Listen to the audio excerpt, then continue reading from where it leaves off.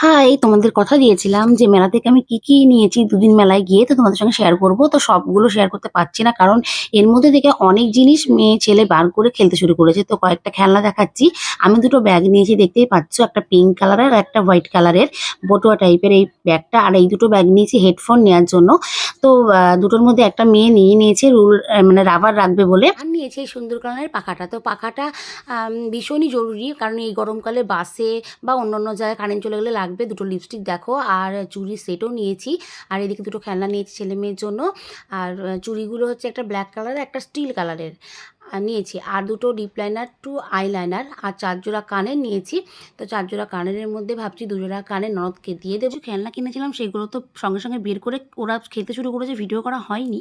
দেখো আর নিয়েছি এই আয়না চিরুনিটা আর টিস্যুটা বাইরে ভীষণই প্রয়োজন। আর প্রত্যেক বছর আমি একটা করে মেলায় কাপ নিই। তো জিনিসগুলো কেমন লাগলো অবশ্যই কিন্তু কমেন্টে জানাবে। টাটা।